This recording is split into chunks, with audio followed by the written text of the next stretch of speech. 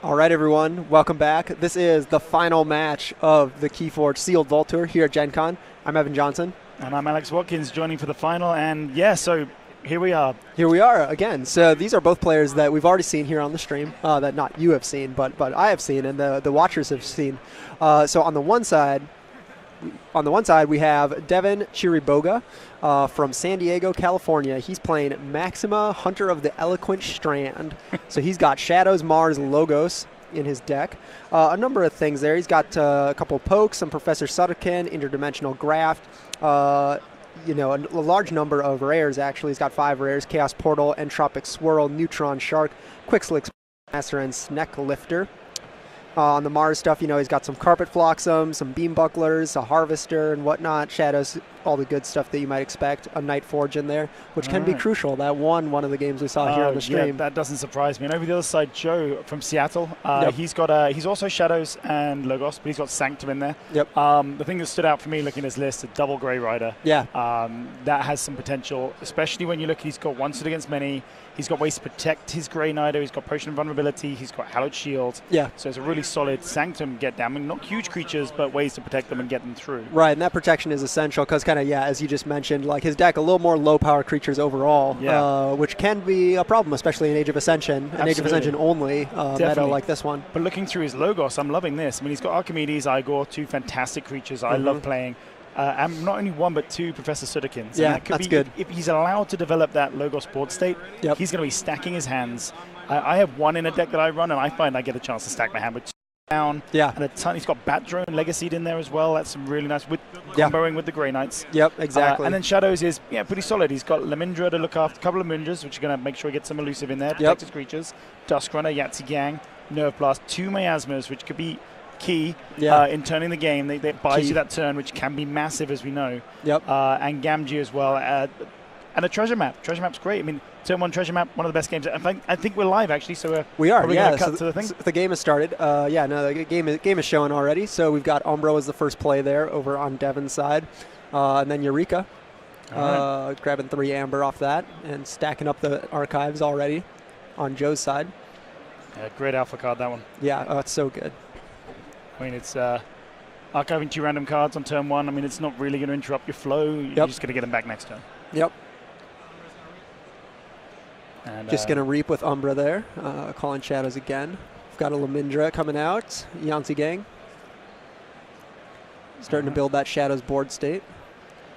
Yeah, some of the creatures that they share, really, those ones. I mean, that's on both. You're going to see those on both sides of the board potentially today. Yeah. Joe in his last game really just threw down a huge pile of scientists all at once. I see what he put in his archives there was Miasma, and I want to say it might have been Igor. I couldn't quite pick it out. Being able to put a Miasma in your archives turn 1, that's fantastic. Yeah, yep. So is that Shield of Justice, I think, Radiant? There's Radiant Truth. Radiant Truth. The other ones were, was it Take Hostages? Possibly. I think he's just playing his Amber bonus. It was Take Hostages, yeah. But yeah, just playing it for the Amber, of course. Pumping up to 6 there. So yeah, after turn 2, no board state, but on check. Yeah. And a Miasma in the archives. That's a pretty good start. Of course, Devin does have Steel right there on the board with Yahtzee Gang, plus whatever he has in hand. The Umber as well. Yep. Going Mars. All right, Resonator. That's going to keep... is that flanked by? That's the Plague Master. That's what it is. Plague Master. Yep. Great card. Dominator, good. Yeah, that Resonator is going to push the cost of keys up to 10. So it looks like Joe's taken his archives. Has he got 6 Amber there? Have I missed something here? He does have 6 Amber. Yeah, the Resonator. Oh, the Resonator's down. On the Mars side. Yep. All right. So he's acted his archives, and you said it was an Igor you thought he saw in there? I thought so, but I didn't get as good a look as I wanted to, so it may have not been. It was a Logos card, I know that. Okay. It looks like he's got quite a few Logos cards in hand. It looks possibly a Professor Sutterkin there, and Archimedes. Yep. I think a Jar Goggle. Oh, wow, okay. So yeah, probably going to take that Igor in there, stack his hand a bit more, or at least get some options there and get a bit of a Logos board state down. Yeah, assuming that's what it is. Joe not really having a problem letting this board state just kind of grow. There's one Igor. There's the Igor. So going to grab one of those cards in his hand. I see the Interdimensional Graft in there, Bad Penny, and Grey Rider. That's a tough choice. All 3 of those are cards that you don't necessarily want to dump to your discard. Yeah, exactly. I mean, interdimensional graft right now isn't really helping him, but, but it could be pretty important. And that's the one he's choosing and he's to kept take. hold of it. Yeah, I don't think I'd want to put that and have to wait. That's such a key card. I keep saying key. Such an important card potentially to keep the game in his favor. Yeah, and he has only one in his deck. Right. So that's the one there. Let's see what else Joe looks has. like he's pretty much put the cards aside that aren't Logos. Yeah. I've still got these 4 to come down. There's Jargoggle. All right. Archiving a card. What he put under there, but there's... Nope. There's Archimedes, Professor Sutterkin, that in the middle. That's the... Titan Librarian in there as well. So he's got flanked Titan Librarian. Yep, that's right. right. So I get to archive a card from his hand now. Yep. And there it is. Now, I don't think we mentioned this right up at the top, but this is adaptive format, which means that they're going to play, and then they're going to switch decks and play again.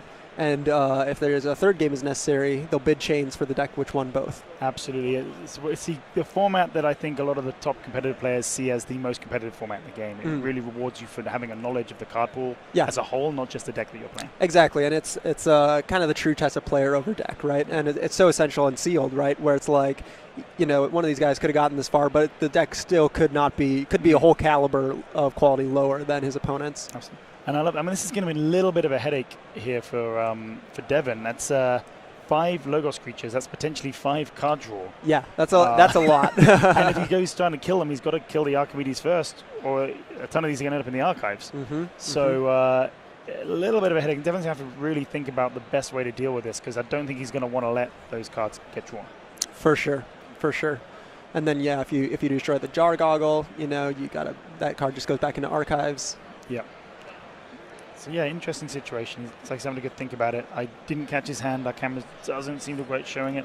That's right. Flicking through them. Yep. All right. Some whistling darts there. All right. So that's 1 damage to each enemy creature. Looks like he dropped down. What is that? Subtle Maul, maybe? Does he have a Subtle Maul in the deck? No, not a Subtle Maul. Oh, wrong deck. Is that a special delivery? Could well be. That's so. If it's a Shadows thing, I think that's got to be special delivery. So Umbra's gone after Professor Sutterkin. Yep. Which will go into the archives, but he gets a steal off of it as well. So at least that's not so bad.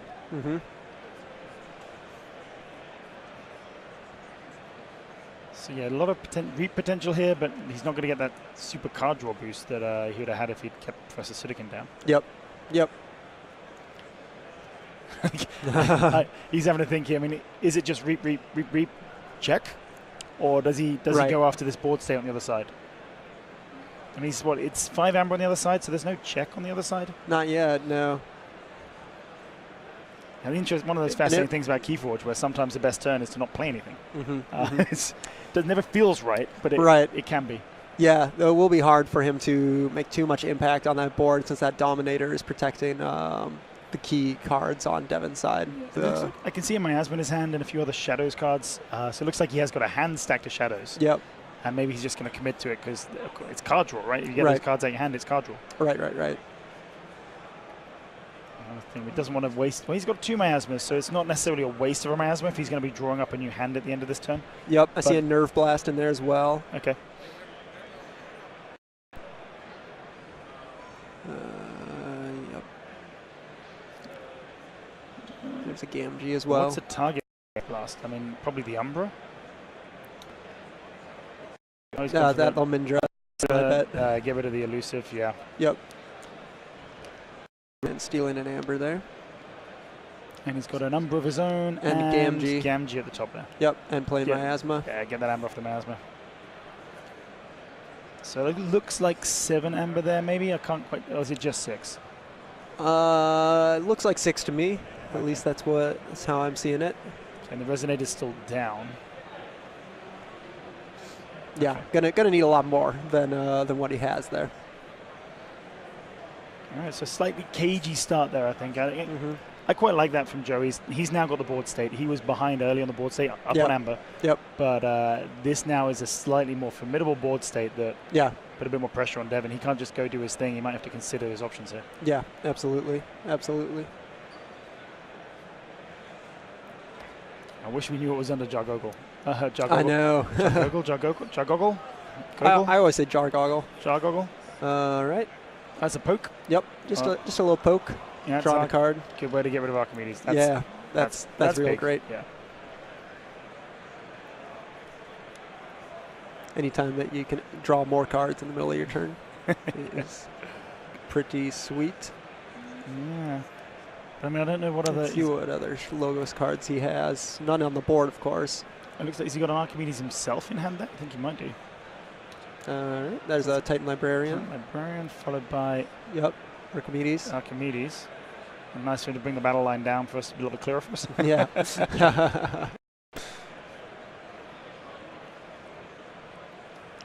Lab work. Interestingly, he has left Archimedes on the flank rather than putting it next to the Plague Master, who would have taunt. I mean, he wanted to keep the Titan Librarian. Oh, yeah, he's going to flank the Titan Librarian. He's got an extra. And extra yeah. Can't quite make out where that one is up there. Oh, it's. I didn't catch it either.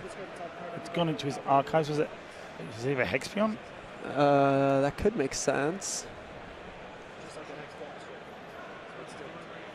I'm not sure how the Hexpion survived or came down and did anything, but he must have missed something there. So there's that special delivery, I believe. Yep. Gonna purge that guy. Devin doing a good job of changing the board state in his favor. Yeah, it's a bit of a swing. 3 plays 7 now. It's done well to just leave Jargoggle alone. It's like, no, I don't want to risk what's under there. Yeah. Ton of cards in Joe's archive still. Mm-hmm. Got the Shadows cards in hand. Yep, I see a treasure map. Yeah. Yep. Yanzi Gang looks like.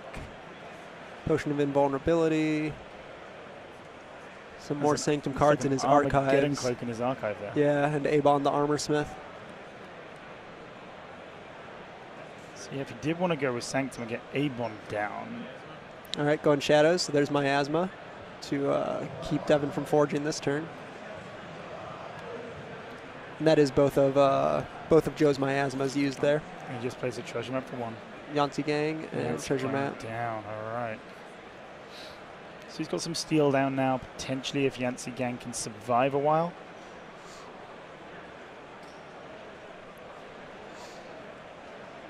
Yeah, I'm wondering, I'm trying to see what's in Devin's hand. Mars for a few turns. So I would expect maybe some Mars, but looks like he's got a handful of Shadows cards from what I just glimpsed at. Yeah. All right, starting off with the Sucker Punch, which goes right into archives. Such a good card. Oh, that's great. Yeah, I love Sucker Punch.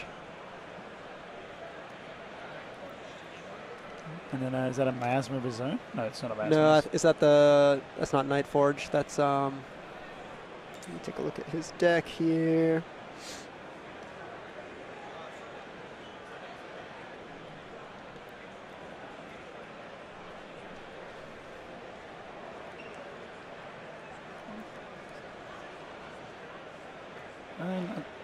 It is Nightforge. It's totally Nightforge. Yeah.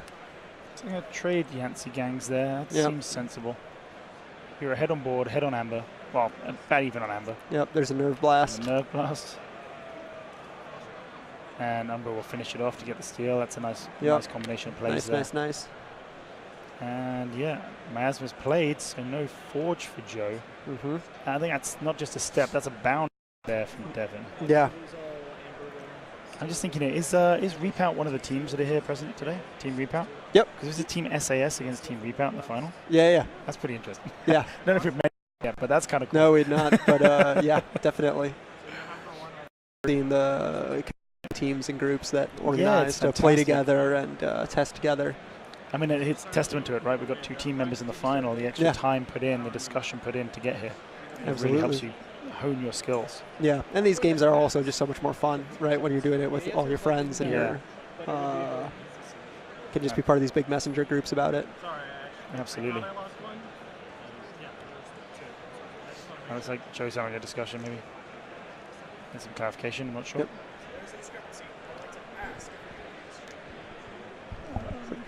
Sorry, what? Now we just had the judge come over and talk to us. We'll be with you in 1 second.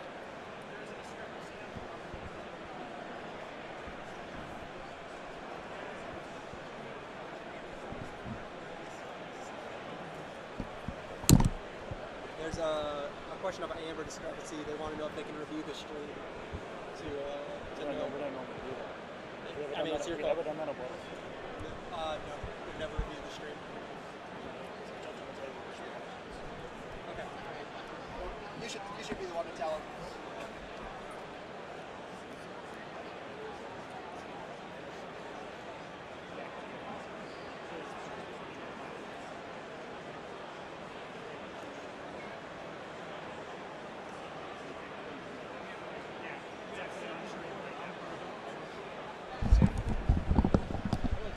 All right, we're back. Apologies for the moments of silence there. We just had to talk something through real quick. There was just some discrepancy on how much amber one of the players had. But I think they're working it out now. They're just trying to decide, I think, if he's got a 8 or 7, right? 8 or 7. I think it was a miasma played anyway. I'm not sure. It won't make it. Well, it could make a man. One amber makes a huge difference in the game. I think they're just trying to decide it now. Yep. What did the Nerf Blast target? Yeah, looking at the cards of the play, trying to work it out.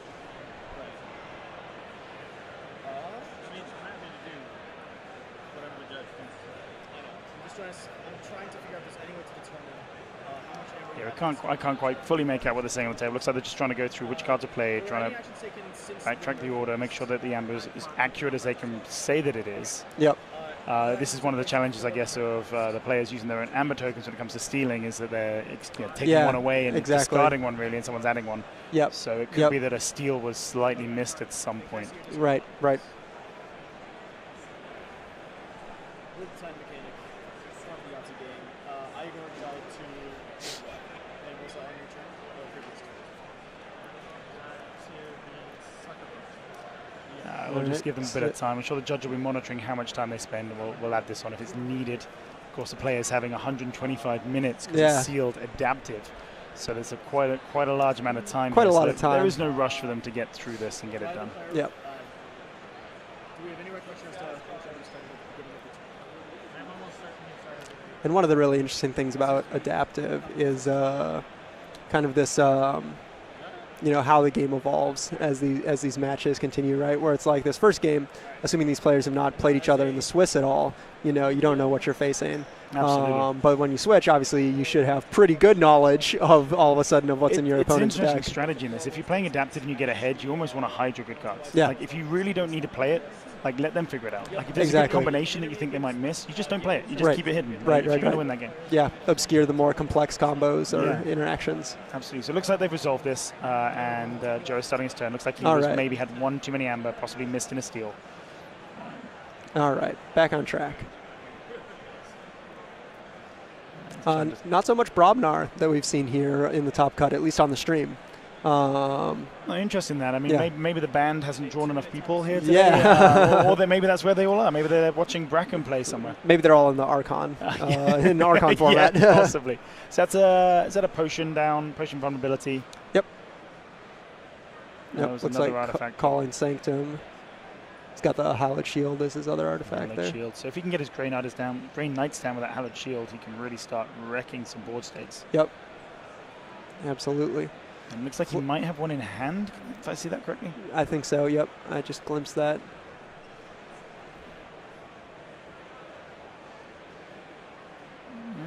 Yeah, can't quite. I think it was a Grey Knight, not 100% sure. I'm also pretty sure. All right. Good look at the creatures on his opponent's battle line. Some of them have been down there for so long, it's easy to forget. Wait, what did that do? And he hasn't used it for 5-6 turns. Is that something I should be worrying about? Exactly. wait, what does this do again? Yeah, you'd hate to throw out some humans and then that Plague Master just wipes them all out. Yeah, absolutely. Well, Grey Knight being a classic there, he's a human monk. So he's just checking what was under Jargoggle as well. And there is the Grey Knight. He's going to run the Jargoggle in. Yep, but just bounce him off the Dominator to play what's underneath him, which is the interdimensional graph. That was interdimensional graph. Yeah, right. Good play. Good play. He had that hidden into Okay. Because Devin is, in all likelihood, going to forge here. Yep. Abe on the armor smith. Yep. So that's giving his guys +1 armor. Yep. Joe racking up quite a good bit of amber here on his side. Armageddon cloak down That's there the as Armageddon well? cloak, yep. Yeah, we saw that in his archives earlier, so we knew we had it in hand. That's a good way to keep your Grey Knight around. Yeah, absolutely. All right, one stood against many on the Grey Knight. Here it goes. We're going to fight with a friendly creature 3 times against a different enemy. Yep. Resolve these fights 1 at a time. And I believe he used the hollowed shield on his character, so he's not going to take any damage. And each time he does that with the Grey Knight, of course. Can ready and fight with a friendly neighboring creature. Borden can come in. Yep, it's pretty good. What was Hallowed Shield initially targeting? It didn't target anything. It came in place. Gotcha. How was surviving the first fight? Gotcha. Yes. Able to clear that Dominator off the board with that. Yep. It's 1 taunt guy down. If he wants to get at... Oh, is that both taunt? Is there any more? There's no more taunt left on the board. No, the way Devin signifies taunt, he doesn't push the taunt forward. He pulls the neighbors back. Oh, okay. It's kind of what he's been doing. Yep, here comes... Yep, and taking out the resonator there. So that is going to clear up a big problem. Yes, and he's getting 4 amber back off this forge. Yeah. That's wow, and that is a stack of amber over on Joe's side. Yeah, so Joe, at least temporarily behind on keys, but with a treasure trove of amber there. We'll see what might be able to be stolen potentially by Devin on his side. He doesn't have a ton of cards that are like big, huge steals. No, and that's at least 2 keys worth. I can't go on 2, 4, 6, 8, 10, 12. That's I think like 14. Yeah. Yeah, that's what I'm coming up with. Wow. There's the mother gun. Okay. So here comes the Mars turn. A good time to get with the Dominator. Then is that Mars first? Is it? No, it's not. Not sure. Oh, is that the Carpet Flotsam? Oh, could well be. Yeah. And then yours are my favorite Collector Worm. Collector Worm is so good. I had a blasted Adepticon with a preview of the Age of Ascension deck where people had not seen Collector Worm. Oh, and sure. Just having great fun with that to other people's disappointment. And as the Plague Master goes off there, so the Armageddon Cloak keeping the Grey Knight around. Yep. We're going to get a better idea of how much amber here is. So he's still got 9 amber. So he must have been on 15. Okay. So 1 key plays 1, but a big amber discrepancy despite the board state. Yep. Yeah. Devin will have to do some work to capitalize on his larger board and hopefully swing the amber back if he's going to arrive in top in this first match of the final. Absolutely. And Joe doing his best job to hide the cards in his hand from us right now with his the way he's leaning. But he's having a good look at it. That's fine. I see a Professor Sutterkin. I think both Professor Sutterkins in there. Okay. Throwing stars. Okay. Oh, of course, because the Professor Sutterkin that was on the board went into archive because of Archimedes. He has accessed that. So he's only got, what, 3 cards left in his deck, so he's having a good look to see what am I likely to draw. Maybe a few more than 3. Yeah, you can figure out exactly what those 3 cards are. Yep. That's the thing. By this point, he's played enough games with this deck that he's going to have a real good vibe for what's actually in there. There's the throwing stars. Yep. Indra coming out. Okay. So elusive going on. Help protect the Grey Knight that little bit more. I mean, the Grey Knight is still plague fodder, but at least Lemindra's an elf and avoids that. Yep. Absolutely. What is this card here that he's looking over? Dusk Runner. He was just deciding where to put that. Yep. It's a good card. Yeah, I think so. Lemindra, not really the one you want next to the Grey Rider. Not going to do too much fighting there, but No, there's plenty of room on the other side. Yeah, I think that was why he was really thinking about where to put that Dusk Runner. Right. Because Grey Knight doesn't let you use a creature, it forces you to fight with it, so you're not Yep. going to be able to double Dusk Runner as a result of the Grey Knight, unless there's a clear board on the other side, which Yep. right now is not likely to happen. Yeah, yeah. And also, you got to assume that Grey Rider may not be long for this world with the Plague Master out. Yeah, quite possibly. And trying to see if looks like we've got a Logos turn though, so Yep. that's poke. That'll get rid of. That's a 2-for-1. That's Yep.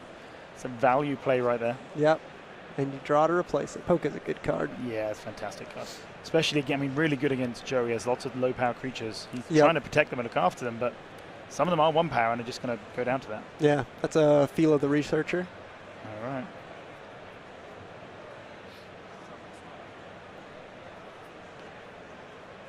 Couldn't quite make that one out.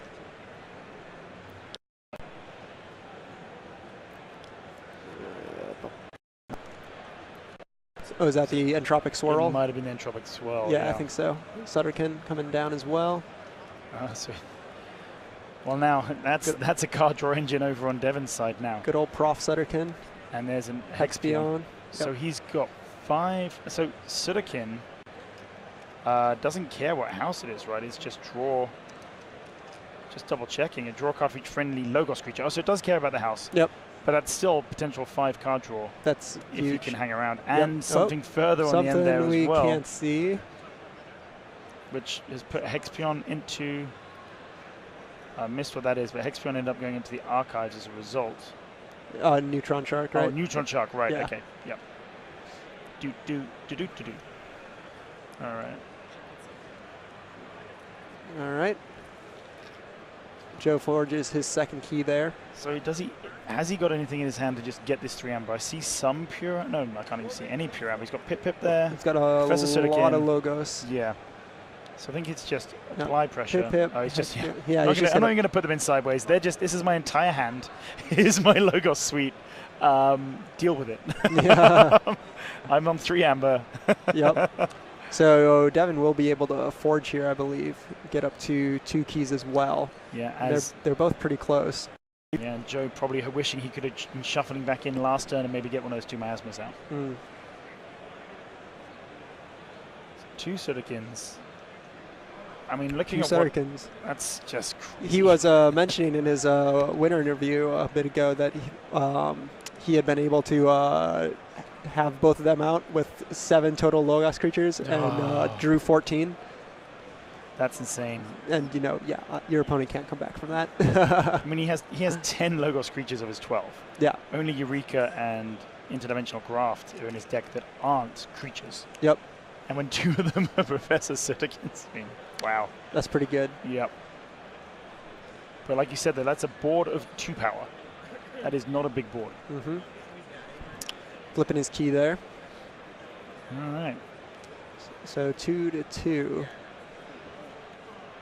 Joe slightly ahead on Amber, though Devin has the better board. What Joe has, he's gonna get the Collector one working. Yep. Take the bat Call drone. Mars, yeah, that's a good one to archive for sure. These guys in very similar sleeves, so I hope they're able to make sure that gets sorted out later. So he's using Mars, so the Plague Master could be crucial here to wipe out those professors. Yep, I think that's pretty good play for that. Yep. And Mother Gun on Hexpion. Oh, right, and then Pip is also a human, so this could just be bye-bye Yeah. lovely Logos board state. Yeah. Spread the plague.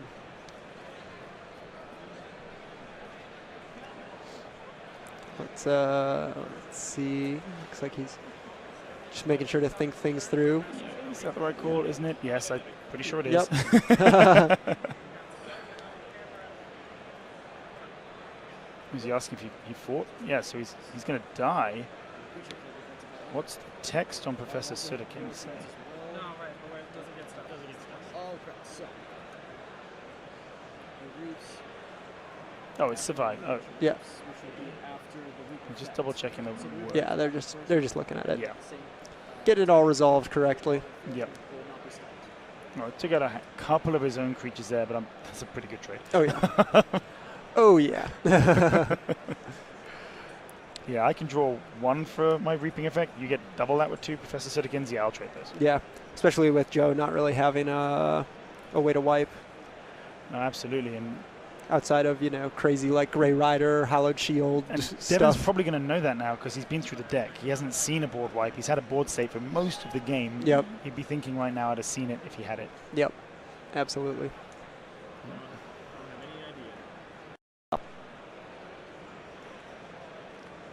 I'm checking something else here.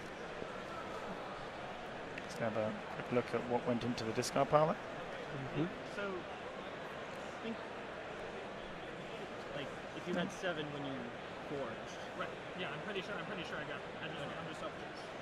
I think they're just making sure that they're maintaining the game state. I think so, yeah. Just double checking the amber count. And that's the beam buckler reaping there, I think. Yep.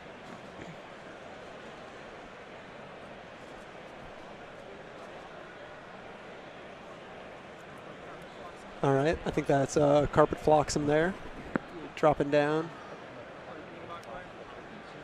Another Beam Buckler.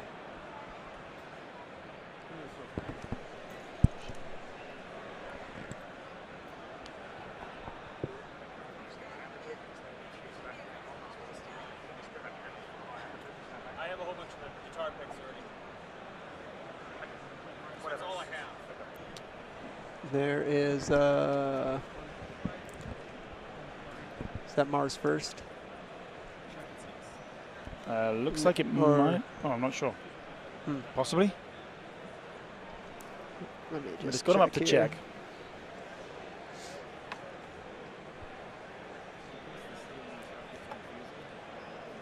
And he's, of course, archiving a card from his hand at the end of every turn because the Librarian is still hanging around.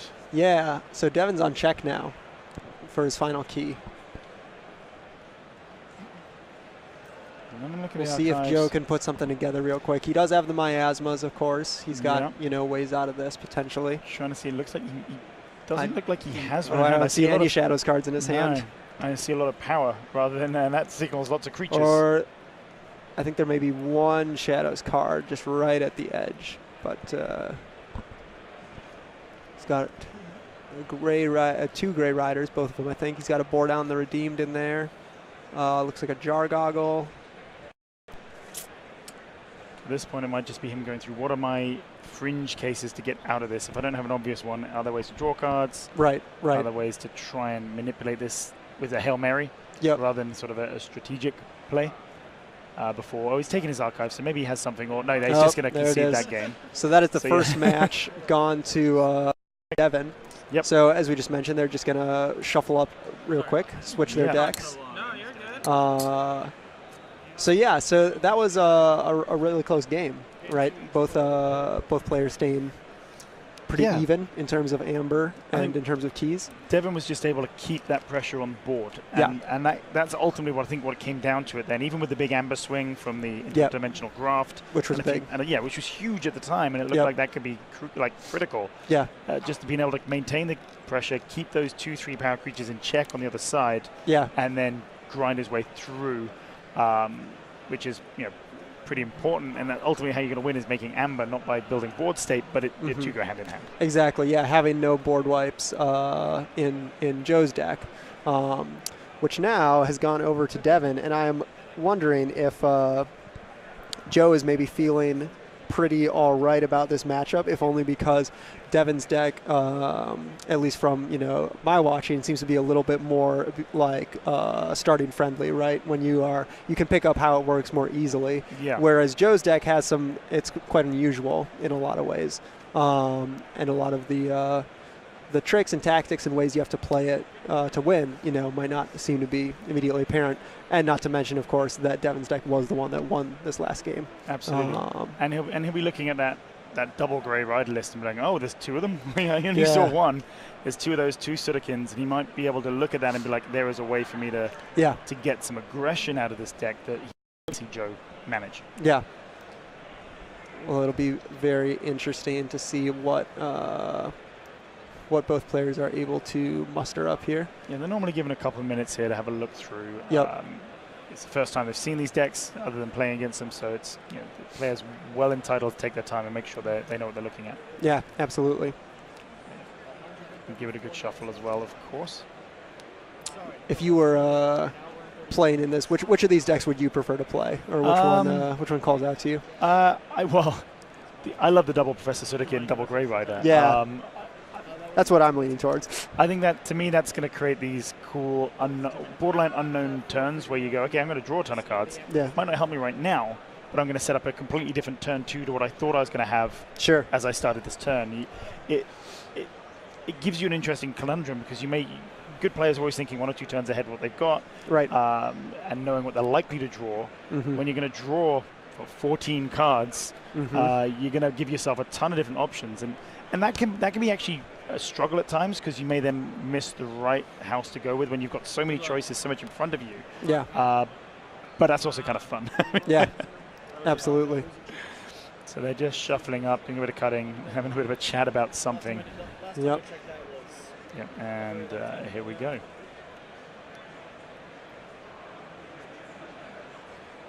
So Devin just dealt out 6 cards, so it looks like Joe may be going first this time. Yeah. I think he would get the choice as the player. I believe that's a correct player, and he got the choice. So there's 6 cards. Oh, I see. They've just both taken 6 cards. Yeah, I've seen a lot of these players do that. They set down, shuffle out, take 6, and then actually, if they've forgotten to determine the first player, they then just draw the 7th. I think they're just reading the rules just to double check how it works in the adaptive variant. Looks like I see the Marshall there on his phone just double checking. Absolutely. Important to play by the rules. A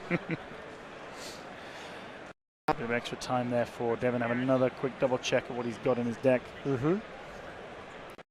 But the judge will be making sure he's taking note of these times, make sure the players aren't losing out. Question: if both players can't agree on it, we should Marshall just get it up, be 100% sure. Yep. Because it's been a long day. It's day 2 of 4. They've got a long way to go. These guys have been on their feet doing these events. There's side events going on as well. It's not just these games we're seeing. So fair credit to her. I'd much rather see a judge take a bit of extra longer. Even if he's has the smallest amount of doubt of what he's doing, he should make sure he's checking. Absolutely. Absolutely. All right.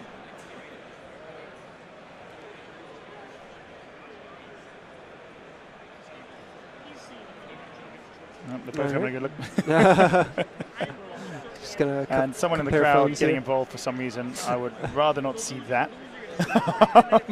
It's not their role as a spectator. All right, so round 2 about to start here.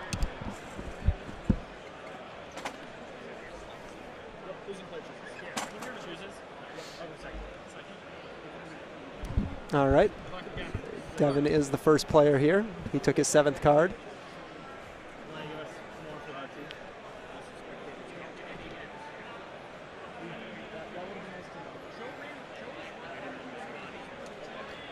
And we'll see what Devin chooses as his opening salvo here.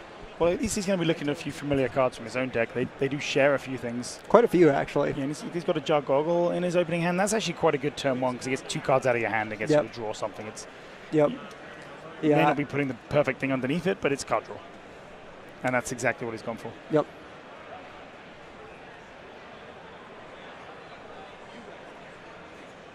All right. Joe, let's see, he's got some Mars stuff in his hand. Looks like Beam Buckler, Carpet Flotsam. There's a Plague Master in there as well by the looks of it. Yep, exactly right. Yep. So there's that Beam Buckler. Going to take out Jar Goggle and archive that card. Yep. Plague Master, Carpet Flotsam. And there's a Mars Ball State.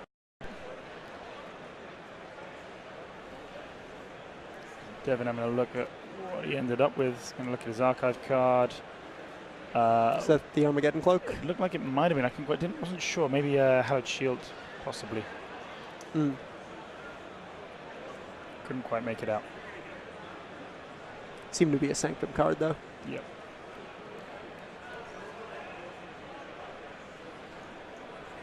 All right. So I always expect these with adaptive games to take a little bit longer in game 2. Right. They're going to think out their turns a little bit more. Absolutely. That's a Radiant Truth. Yep. Grab that. There's Bordan the Redeemed. And it looked like he drew an Archimedes there as one of his cards. So what's Joe got in his hand? Yep, he's doing a fantastic job there again, hiding it from us. It's almost like he knows. Likes to put that arm up. Like, I don't want you to see what I could have played. I just want you to see what I'm going to play. Let's see. I see Titan Librarian in there. Yeah, lab work, I think, as well. Sutterkin, maybe. At the back. Yeah, he may just be thinking, he hasn't got, I don't think he's got a bunch of Mars in his hand, but he may be thinking, I could just deal with this creature right now with the Plague Master, just get a bit of a tempo play, just get ahead without actually playing anything. Right. It's an option. It never, like I said earlier, it never really feels good, but that is always an option. Here's the Neutron Shark. Going to trade Neutron Shark for Indeed. Yep. And he'll Seems discard. all right. That's his second Carpet Fox. Chaos Portal and Hexpion. It's lab work. Lab work. All right.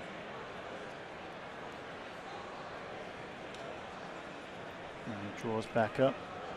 Yes, indeed. There's a Sutterkin. There's a Sutterkin in his hand now. Yep. Oh, Igor. Igor. Quite see what he hit there. Some Shadows cards, I think. And yet you're always hoping to hit the active house if you can, give you something extra to play other than what's in your hand. But yeah. When you can Igor into Igor, that's pretty good. I have been fortunate enough to do that more than once.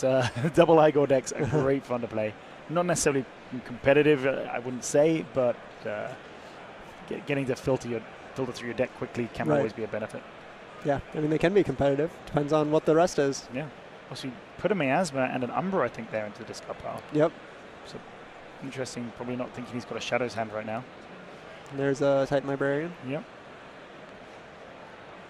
So we can flank that Titan Librarian. He's going to be building up archiving. Yep. Hexpion. Titan Mechanic. Titan Mechanic. Interesting. Okay, so he's got a pretty big Logos state. He didn't get the Sutterkin down, which I imagine is what he was probably hoping to hit off the Igor. I think he just drew one. That's unfortunate. He drew that and the Bat Drone. But yeah, so keys costing one less for both players. That's a symmetrical card. Yep. Yep. As long as that Titan Mechanic's on the flank. Yep. So I didn't see what he put in the archive, but I imagine it wasn't a Logos card, depending what else is in his hand.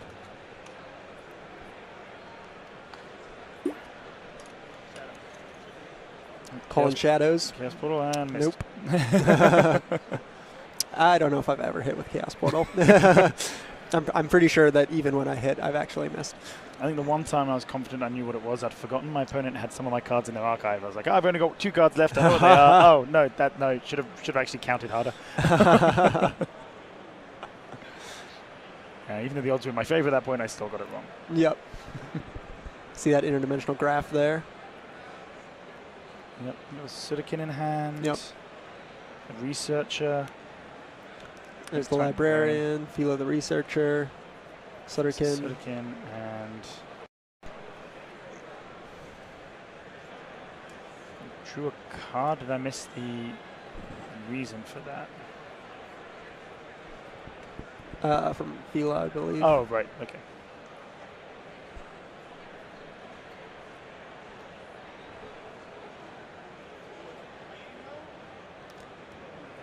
Looking at Hexpion.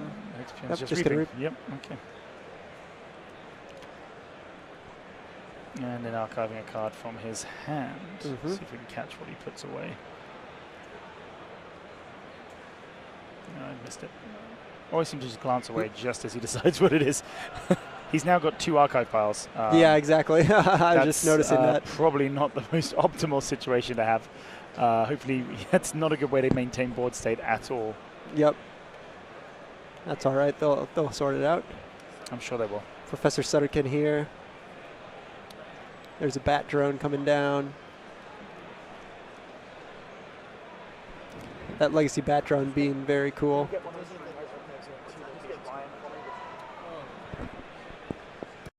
Oh, I think he's realized now. Yeah, there we go. Okay, they've solved it. That's fine. Yep. So that's just going to confuse people. What I don't want him to do is accidentally, Of course not. Create a game state that is irreversible by accessing his archives and not getting all of them. So he managed to make sure. And that would be, I doubt that ever be intentional, but if you do that and you go too far along and you can't fix it, that is an unfixable game state. That's, yeah, absolutely. That's pretty serious. Yep. We definitely don't want that.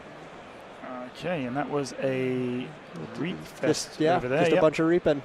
And he dropped his own Professor Sudokin down. Yeah, is he at 6 now? So yeah, he did draw that Professor Sudokin and Bat Drone off, missed him off the Igor, but they were the next 2 cards in his deck, so that was quite handy. But I think it only got him to 5. But yeah, it is 5. That's a pretty good looking Logos board state right now.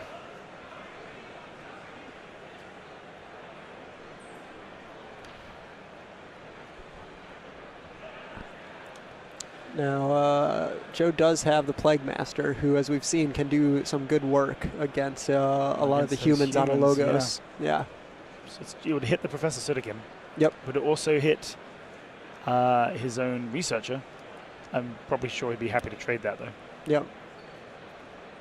Is that the Resonator? Yep, that is the Resonator. Gonna boost the cost of Devin's keys. Resonator, really good card. I had to think about the Plague Master. I'm deciding what order. He's got a Harvester in the hand there. That's a great card. The Harvester. Yeah. Xanthix Harvester, I love that. It looks like he's got a couple of other Mars guys, so he might be able to just keep him flanked. I mean, he only won't work if he doesn't have a Mars neighbor, I believe, if I remember the text right. Correct. So he can have just one neighbor and be fine.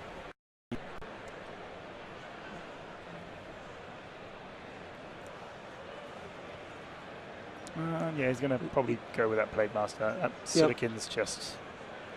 Yeah, you got to get that off the board. Oh, no, he's going to fight into the Bat Drone. Interesting. All right. He may have a Mars first in hand there. He may be able to just ready it up and take the Sudokin out anyway. Oh, the Sudokin's gone. Yeah, well, so no, he fought, and that's what triggered the... because it's a fight reap effect. Yes, of course it is. I think getting his that's when you play with a deck you've never played before and you think you got a fixed finger out. Yeah. Not sure there's even a fixed finger in the deck, is there? I might be wrong. In this deck, let's see here. I'm not seeing a fixed finger. Nope. Easily done when you're playing with unfamiliar cards. Let's see, there's the Xanthix Harvester. There is an upside down card. Oh, that does look like a fixed finger. Maybe it does. Yeah, it must be a fixed finger in the deck. Did I miss it? I did. I totally missed it. Yes, it was in his hand. He just ordered his play wrong. He should have dropped. He should have dropped the fixed finger first. Yep. And now this is a pretty big board state. But then we're seeing Joe able to do what Devin did and build up this board state. And he's going to have that Mars first on the Harvester. So he's going to get that reap. Yep. Let's get 2 amber out of that, 3 amber off of it because of the Mars first. That's pretty big. Yep. That's definitely big. 6 amber over there on Joe's side. 5 with Devin. And archiving from the Titan Librarian, of course.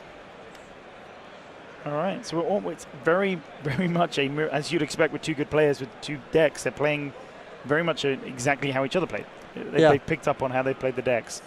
And Joe has been more than happy to go wide here. Yep.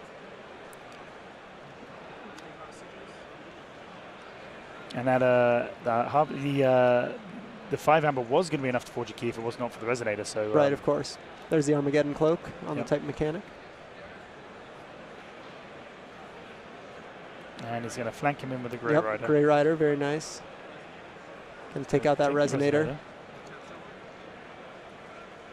Take some damage.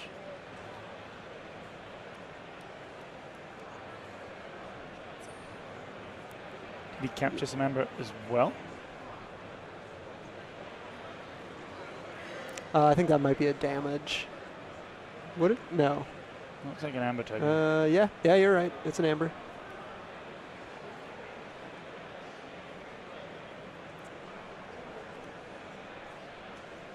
All right.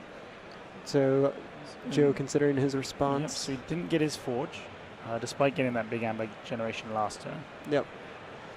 And not 100% sure. Looks like it's a handful of Shadows cards. Absolutely stacked with Shadows cards. Yep. Which is so tempting to go with because you're going to draw a ton of cards. Yeah. But there's 1, 2, 3. You're leaving the board to say there's 5 amber there on the table just with Mars creatures. But he's going to go Shadow.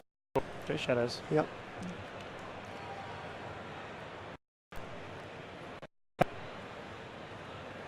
Is that a Ronnie Wristclocks? That's what it looks like. Yeah. Great card. Yeah. Really good. So I think this is his first Shadow's turn with this deck. Yeah, I would say so. He's just been building it up. He's looking at his archives now. He's not going to be able to put in his hand at this point because he's already started his turn, but maybe he's regretting not doing that. I'm not sure. But actually, if they're not Shadows cards, he wouldn't have wanted them in his hand anyway. Right. He's going to miss out on the card draw. Maybe he's got a way to archive. He's just trying to decide. There are a good amount of Shadows cards in there. Yeah. Is he asking the question? Yeah, I think maybe he was asking, can I? No, you started your turn. You've missed that opportunity. That's a Nerve Blast to take out the Grey Rider. Yep. Pretty good target for that. Maybe it might not have been his archives. He likes to sort his hand into distinct piles based on faction. Well, is that Night Forge? It was an Umbra he's just put down, and I think that was a Night Forge as well. Exactly.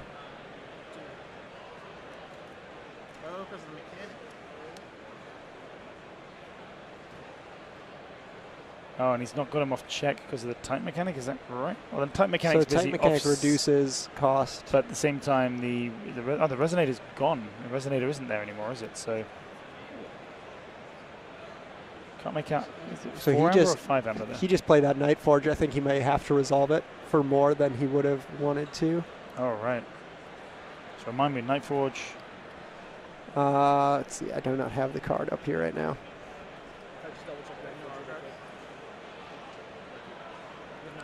Check the exact wording on this. Night Forge play. If you've not forged a key this turn, you may forge a key at +4. And he can do that because he has 9 amber. All right, and that's what they're just checking because the type mechanic's on play. But it does say you may. So it says you may. Yep. So it should be optional. Yeah. All right. Interesting to see why he wouldn't. Was he just gone past that point without doing it, and now it's too late? Yeah, well, I think he wants to save that extra amber and not just blow, 9 amber on one key. That is granted. But he does know that interdimensional craft is on the other side of the board. So it's true. I'd have been tempted to just take that while you've got it. Yeah, he knows what's in the deck he's playing against. Could be a risky choice. Could well run into that now, and then he's not in an ideal position. No, we did see the graft. I think it's in Devin's discard pile. Oh, has it come through? Okay. Yeah, I believe so.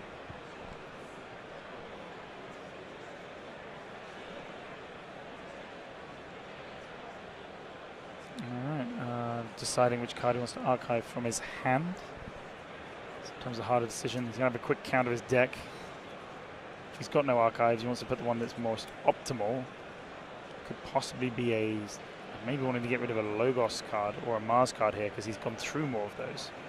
I think that was a Sneck Lifter that he threw in there.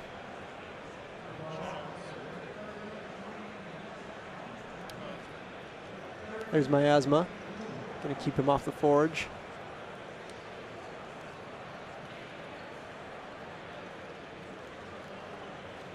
So he did put a Shadows card into archive then. That's interesting. Oh, no. Yeah, well, his opponent doesn't have any artifacts. He's no artifacts to take control of, so yes. He wants to get the maximum value. Yep. And there's a treasure map. Yep.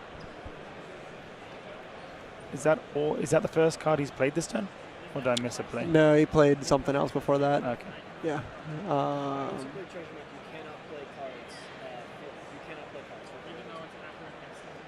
I'm just checking if he doesn't play treasure map first.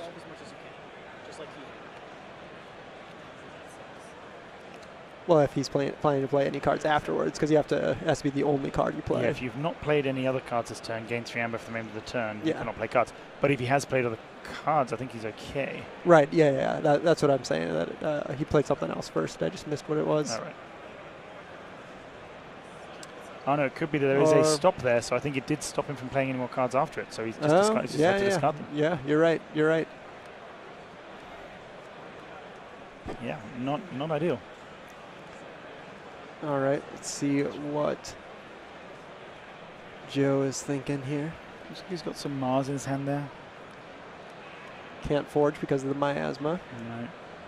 That's what the card was that he played before treasure map. Oh, right, yeah, so Miasma then treasure maps, right. Yep. So he puts himself on check.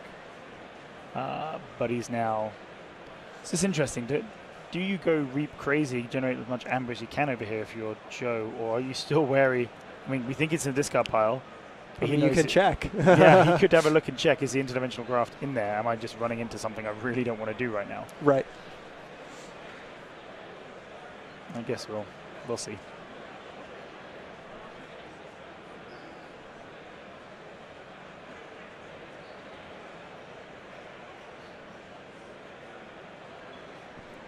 See if we can have a look at his hand there. Just glanced over at the wrong time. Yeah. Beam buckler in there. Okay. On Mars. That's. Oh, so there's a couple of those in the deck. Okay. Yep. Dominator. Yeah, the Beam Buckler, well, get rid of Igor. I'm not sure if he's too worried about that card right now. Yeah, Joe definitely has the superior board at this point.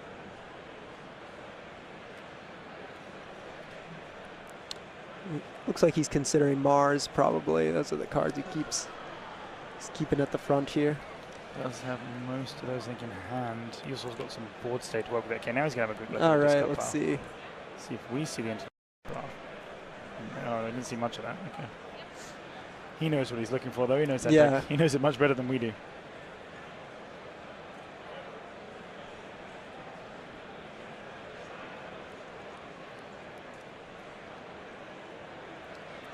Having to think. Yes. I wonder there if he didn't see the interdimensional craft and is really worried about going crazy here. Right. Yeah, if it hasn't been played yet, you definitely don't want to stack up a ton of amber just for your opponents to steal. So he's gonna go. He is gonna go Mars by the looks of it. He's gonna throw one beam buckler. Yep. Probably Armageddon cloak. And then Smack it into that Titan mechanic. Gonna throw a Plague Master at it. And I imagine beam buckler. That's not going to be enough, is it? Yep. Oh, I wonder if this is a bit of misordering here, because now the Harvester doesn't have a Mars neighbor. Could have done something first with the Harvester. Yeah, and he's going to beam buckler finish it. So he's got rid of the time mechanic like he wanted to, but he's now not given his Harvester a chance to do its thing. Yep. And I believe it just can't be used at this point now. Yep. Okay. He was so focused on how to get rid of that Titan mechanic. May have just made a slight misplay there. Does he need 2 more amber right now? Well, you can argue you can always need more amber, but and that's a Dominator. There's the Dominator. And yeah, so he can't use the Harvester. He just has to end his turn there on check. All right, our first key of the game here. Yep. At least he makes his opponent pay all 6 for it after getting rid of the time mechanic. Coming out for Devin. Yep. He's just 100% showing I am putting 6 tokens in here. That's good. Showing it to his opponent. That's good to see, yeah.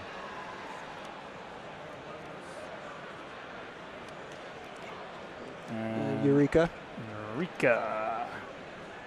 Gain 2, archive 2 random cards from your hand. Yeah, such a good card. Yeah, of all the alpha cards, that one stands out to me as probably one of the strongest. Yeah. I think Bob and I have one that's pretty good, and the name's gone from my mind right now. Is that one with the girl like spinning around with like flames coming out? So, yeah. Okay, so 2 cards in the archive. He's going to get them back anyway, so it's just slows down 1 turn, maybe not randomly effect on the first turn, but he gets it back next turn anyway. That's really one of the best cards to this first player. Yeah. Oh, and he still had Pip and Sudokin in his hand anyway. So nice. Seems good. So his opponent can't reap without getting stunned. Yep, unless you take out Pip. Unless you take out Pip first, relatively easy. Yeah. It's a moderately straightforward card to deal with. No elusive, no armor, just 2 power. Yep. All right, and now Devin's going to forge his first key here. 6. All right. Both players forging their yellow key first, something I really can't support in good faith. You know, what do you normally go for first? Well, the red one's the fastest, as we all know. Oh, obviously. But blue's my favorite color, so it's a mix-up, But yeah, I was telling the stream earlier that like I usually save yellow for last, and then I don't even have to flip it because I'm like, yep, 6 amber. There's my third key. You don't have to look at it for Scoop any it up. length of Yep, time. Don't even have to see it. Yeah, maybe I'll show it to my opponent so they have to see it. Like, yep, here's the yellow key. So that was Shadow's guess. He got it right. Yep, gets that Yancy gang out. He's at that point where with so many cards in his discard pile, he had a pretty good odds on that one. And he's gonna 2 pokes. Poke. Poke. Get get rid of the Sudakin. Yep, draw one Makes for the one that... absolute sense. Did he draw his own Sudakin off that as well? I think so. Or was it was Archimedes? Yeah, it's Archimedes, yeah.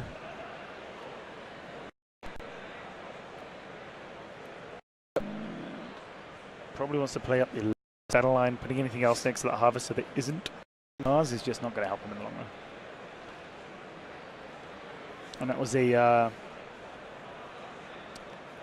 name of the card has just gone from me. Yep, it was the Entropic Swirl, right? That's the one. Yeah, Entropic Swirl. All right. Archimedes down on the top of the board. Big, huge, crazy board over here on Joe's side. And he's got lots of amber. He's still got plenty of creatures here. He's got a couple of creatures on the board he hasn't used yet this turn. Yep, and as we know, of course, Devin not having any board wipes, really, in his deck. Yeah, and Joe knows that all too well, so he's more than happy to go super wide here. He may trade, because it's going to go into the archives. Yep, that Hex Beyond is good. Gets an extra card as archive. Yep. He's going to archive from his hand at the end of the turn. He's going to have a stacked archive at the end of this. Draw 4 and then archive. Drew his own interdimensional graft. Oh, so both players running interdimensional graft? Yeah. Oh, wow. I missed that. Yep. He's giving his opponent the discard. So, sure. Under normal situations, this means he knows what's in his hand. But actually, he doesn't because there's 4 or 5 cards in the archive. Yeah, so there's quite a bit in there. Yeah. So he's going to get a good feel for it, but it's not going to be as accurate as it might be had he been just looking through his own deck.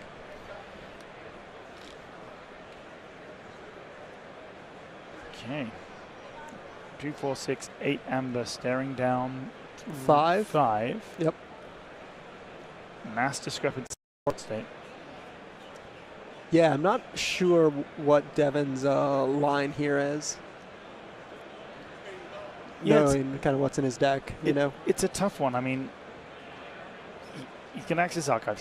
He's got that double Grey Rider and things, but there's the interdimensional graft. So that'll help a bit. He's going to get some amber back. Get a little more. Yep. It's only going to be 2 though, so it's not as big as it could have been. Hex Beyond, Archimedes. And passes it over. Lets him forge. It's telling me. Yep. So 2 amber. Players. Get your 2 amber. And it's been a while since we've seen Joe play many Shadows cards. So this could well be a big Shadows play. He's got a few in hand. Absolutely right. Looks like some Shadows in the archive as well. Mm-hmm. Yeah, his archives is pretty stacked with Shadows cards. There's that Hex Beyond, I suppose, but I mean, I'm not as familiar with the deck that Joe's playing right now, but Shadows cards tend to mean potential steals. There's a Yahtzee gang in both decks, I think, isn't there? So that's fun. There isn't a ton of steal actually in either deck. Like there's a bit, of course. The deck that Devin's playing right now has like a Gamgee and an Umbra and a Dusk Runner, but not a ton of steal, especially not big, huge swinging ones. It's a lot of like steal 1 amber, right? Right. Yeah. Might as well. There's some whistling darts. Yep. Miasma to keep Devin off the forge. Did you say he had interdimensional graft in hand as well? Yep. Or in his archives. Oh, his archives. I forget. Looks like he's accessed his archives, so he's probably baiting here. Yeah. Try and get as much out of that as he can. Or he's going to steal at the same time anyway. That's good. Drop the special delivery there.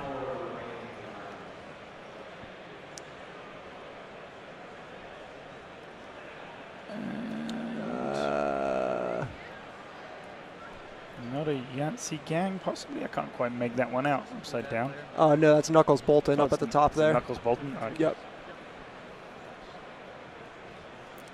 All right, pushing Joe up to 6 amber himself. And there it is. He's just saying, yeah, I'm not going to be able to deal with that. All right. So it looks like we're going to game 3. We are going to our 3rd game. So this this deck, which Devin originally took through this tournament, is the one that has won both games. Yep. So Devin went 5-1 in the tournament. He is in 7th place overall after day 1. Okay.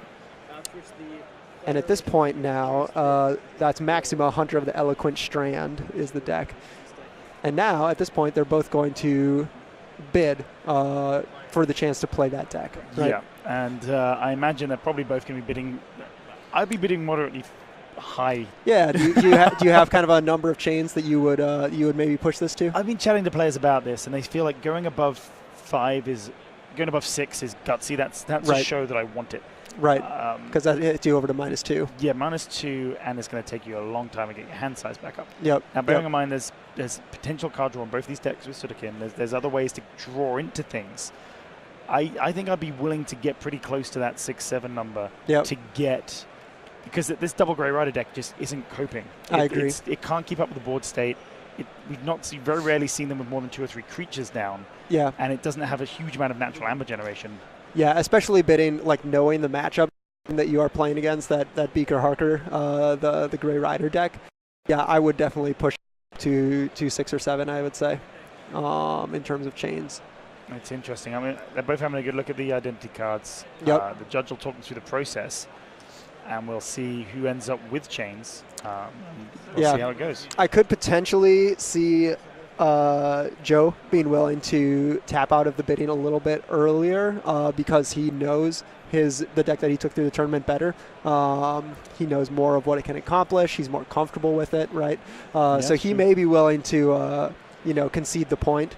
Particularly if he felt like it was an unlucky in his game that because he did huge amber swings. Yeah. And he may just feel I never got my way to break my protection down with the Grey to be able to go crazy. Right, but it could have happened. But it could have happened. So you're right. He may feel slightly more confident in his own deck.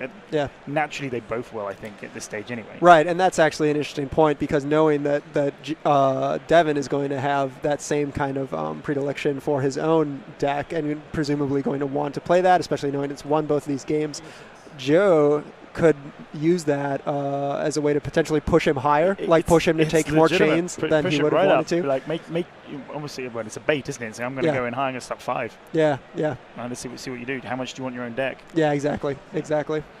So the table mic's not really picking up exactly what's happening. They may have been given a time limit here to decide as well. That's quite normal to be given a time limit by the judge. You've got give you a couple minutes to read through the list, get it ready. We can't quite hear what they're saying. Yeah. But yeah, it's always interesting. I love it when Adaptive goes to game 3. Yeah, absolutely. I mean, anytime that, you're doing a best of 3 and it's like, all right, we're going to the 3rd game, we're taking it to the wire, that's always more exciting. Oh, yeah, absolutely. And these guys, I think the mentality of these guys, they're going to want to get their win. They want to get onto that the amber shard bonuses they're going to get. They want to get onto the leaderboard, which will update hopefully after this. And But I guess for me, if I'm sat there in the back of my mind, I'm thinking there's another event tomorrow. Yeah. Oh, I see a light color there. Looks like that's 7 or 8 chains. I'm going to hopefully someone will give us an update. We'll try and wave down our tech team in a minute to give us an update. But that looked like it scrolled past the green fairly fast. So we're going to get to know exactly how many chains have been put on there. And Evan's running to find out now. So you get to choose to go first or second? 7. It's 7. It is 7 chains. Nice one, Evan. Yep, just ran and checked. So Joe is playing, both players playing the deck they took through the tournament, but this time Devin is rocking 7 chains. So using that lovely new chain dial. Oh, it's so cool. That art is great. Very happy with that. We had a great opportunity to work with Gencon with a couple of prizes. They announced their product line at Gencon here, and we were able to join in, have an exclusive dial for the Vault Tour and a deck box, which was great. They're very nice, the accessories. Yeah, we had a lot of fun. We decided with the Onyx and Opal Knight was a fun one to go. The art's got a lot you can do with. It's actually, as far as a practical standpoint, you can spread it out quite easily, condense it quite easily. We can put that out on a lot of different things. Oh, I've used that art extensively in any number of keynotes and what have you. And it's a nice yin and a yang kind of vibe. So yeah, very, very excited to see that. Yep, absolutely. And maybe we'll do more with Gencon, who knows? Seems possible for sure. Here we are with the final game. Winner takes all. Winner takes all, Vault champion. Yeah, we'll see if Joe can turn it around, if he can clock the first win for this deck that has so far lost both. It does look like it's going first, so it's 5 cards and going first. So it's 2 fewer. Not so bad. I think, getting those chains and going first, at least you shed one straight away. I see a Mother Gun. I see, looking at Devin's hand now. Is that a Mars First, perhaps? Yeah, I can't quite make it out. Looking at Joe's hand. It's like a Lemindra. Yep, Treasure Map is in there. Oh, Treasure Map's always Miasma, a good way I think. to start. Oh, so he's... Just sneaking the dial, making sure it's right. Mm-hmm. I mean, treasure map opening hand is hard to pass that up, and it really is. I mean, it's a pre-alpha omega card. Yeah. But it has got a great effect. Just over 58 minutes. Just over. So they're getting a time check from the judge as well. So plenty of time to play out this last game. Yep. Absolutely. Well, looks like they will be about to start here. I think it might be that Joe's just thinking through whether he wants to mulligan or keep this hand. Oh, I see.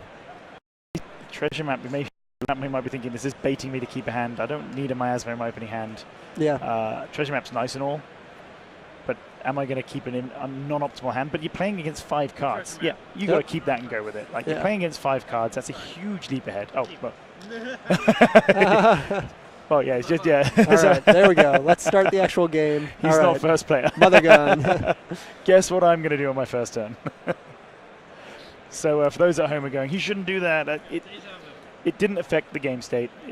Easily rewindable, easily done in this situation. I was just going to discard some cards because he can, of course, discard cards. He just can't play them. Yeah, the treasure map does have a lot of aspects of Alpha and Omega, but ultimately more flexible than any cards like that because of the ways you can use it. All right. Is that Eureka? No, no, it's Shadows. Something else. Messaging. Special delivery, Ronnie wrist clocks. Yeah. He'd be more than happy to see his opponent get a ton of amber at the beginning, give him someone to steal. Yeah. Other times I'm looking at my opening hand and going, please play a creature, please play a creature, please play a creature. I want to interact on my first turn. Yeah. Okay. So despite the limited hand size, he's been able to shed a few chains here. Got some moderately acceptable and quite good, in fact, board state right now.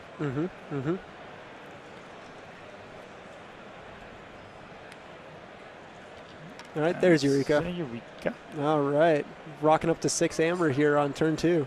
Yep. So a treasure map and a Eureka in opening hand. Well, unless he drew into that Eureka, I didn't see the full opening hand.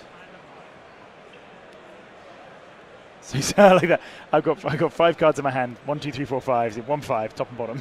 Yep. It's an interesting way of doing it. Interdimensional graph there for an extra amber. Yeah, no good in his hand right now. Especially if he thinks his opponent's going to be slow with the limited hand size. Just get in your discard. Worry about that later. I think Joe's definitely doing what he has to do here, which is just push the amber game as fast as possible. Because he knows that his deck cannot stand up against Devin's deck in a toe-to-toe punching match. Oh, absolutely. He's got to make full advantage of these chains while it can't let this board state get big. Yep. Because he really has no way to deal with it at all. There's a Dominator. Is that Mars first to unstun it, essentially? Yep. So I think so. Pretty good link up with the Dominator. Yeah, mitigating the negative effects of the Dominator. Yep. All right. It's going to be Sudokin, Forging, I believe, in a second. Yep, so he's going to Forge. I think it's a Sudokin and a Pip I saw in his hand. I couldn't quite make out what the last one was. And there you go. Just to spite you, they go with the yellow key. They seem to prefer it. Yeah, both players are doing their keys. Maybe that's why they're here at the final table. And I'm not. That's the mistake you're making and not forging your yellow key first. Well, too old to change at this point. Sutterkin, Hexpion, Pip. Yeah. I mean, either Mars or Shadows will eat a creature here, but there's that special delivery. Yeah, special delivery. Get rid of Sutterkin. Going to purge. Yeah, it's purged. Yeah. Is so as a British person, is Pip something that is said actually over there? Pip. Once upon a time, it probably was. It's only ever said with irony. Or, I see. I'm trying to be very British today. Okay. You might say Pip, cheerio. It's not said seriously. No, not so seriously, unless you're performing in Oliver Twist. Perfect. Which, there's Fagin and all the guys in the first set. The gang are here in the game. Yeah, exactly. Dodger the lot. All right, so Devin's up to 7 amber now. Yep, so he got a play to poke there. Yep, threw down a Chaos Portal, I believe. Yeah, and he managed to get rid of the Sudokin. He purged that with a special delivery. Of course. Alright, can't see what the options are in his hand right now. He's looking in his archives. He's going to take them. I love that both these decks are accessing archives utilizing the archive mechanic. It's that extension of your hand that's really unique to this game. Yeah, it's so cool. Well, he's gone to add it to his hand. Third time lucky, he's gone for it. It's in his hand now. All right, calling Sanctum here. That's a not Blinding Light. The other one. It's Take Hostages. Take Hostages. Yeah. There's a Shield of Justice. Yep, Shield of Justice. Hollowed Shield going down. It's the artifact. Yep, that's the card he wants down, ready for his Grey Knights. And one stood against many. Yeah. So Hex go in. Oh, and of course, missed what he played to get the capture. Oh, of course, Yeah, Take Hostages. Yep.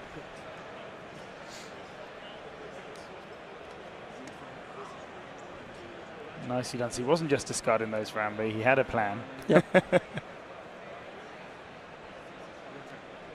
Yep. All right, drawing back up. And here comes the Mother Gun. 2 cards, Harvester and a Beambuck. Yep, that'll take Pip. Yep.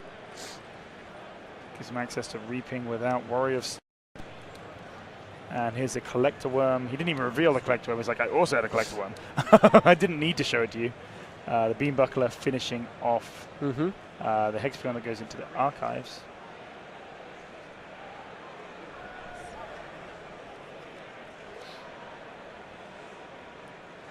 Taking a card from the deck with it.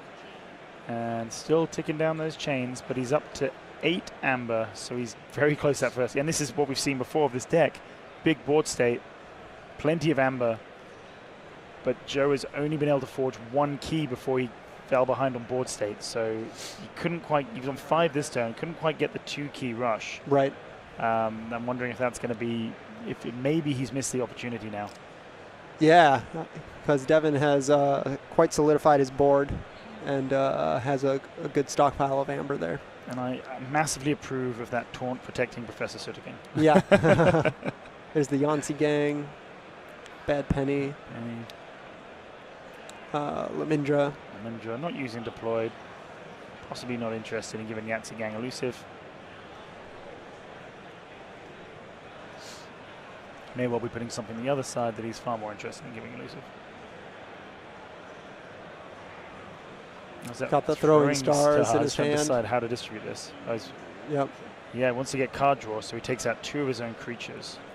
Yep, grabbing that extra Amber for doing that. Oh, sorry, Amber, not card draw, sorry. Yep. Bad Penny should be back in his hand, though, I believe. That Bad Penny needs to be in his hand. He's now drawn too many cards. All right. So forging that first key there.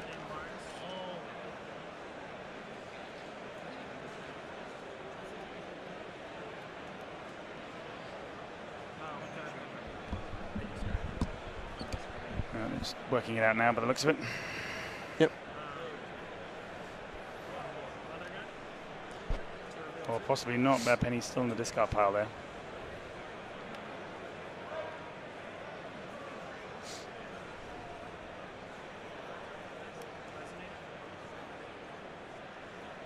That's a Resonator down, followed by a Beam Buckler, putting some damage on the Yancey Gang.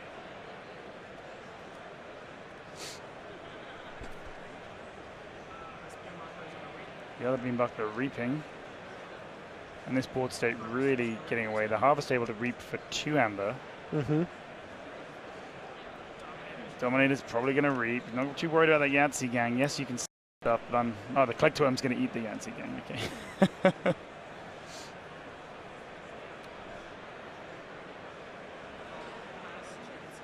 Past the turn.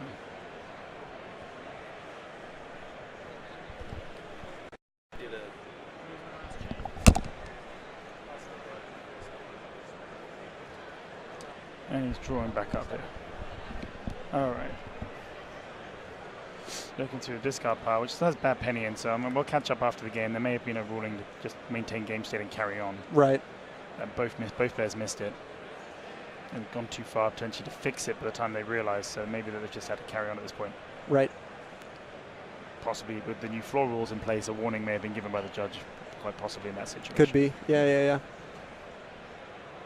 6 amber. 6 amber to massive board state. 7 to 7. 6 or 7 on Joe's side. That board but yeah, state definitely looking in Devin's favor. Yeah, and he's got that harvest technique. He can generate what 1, 2, 3, 4, 5, 6, 7 amber a turn with Mars if he's able to maintain that game state. Yep. He's potentially 2 turns away just for winning this game, with very little ways of Joe being able to actually interact and destroy creatures. You know, and a good look at what is possibly in his hand and archive together here. I think he may have accessed his archives here, so he's going to go with Sanctum. That's Radiant Truth. Well, that's pretty. I'm assuming that was a Mars choice there. It slows things down. Not sure how. Oh, it's every creature not on a flank. Is that what's happened there? It's each enemy creature not on a flank. Sorry, I was getting confused with a slightly different card. So that does take away a lot of the reaping ability of Devin next turn. And here comes down the Grey Rider. And looks like he protected his, got in for some damage there on the Dominator. And here comes forging the second key. And that's a lot of ammo. 1, 2, 3, 4, 5, 6, 7, 8, 9. So that's interesting. That's actually been a pretty big turn for Joe, being able to stun most of his opponent's board, get up a pretty high amber stack. Yeah. Yeah, that Radiant Truth is great. Yeah, that was a big time to play Radiant Truth. So like, he does have answers to big board states in his deck, which is quite interesting. So it's not a permanent solution like a board wipe or destruction, but it is going to buy him some time here, because otherwise it would have been easy for Joe here. Reap for 7 amber, put the pressure straight back on. Yeah. But now it's not such a simple decision.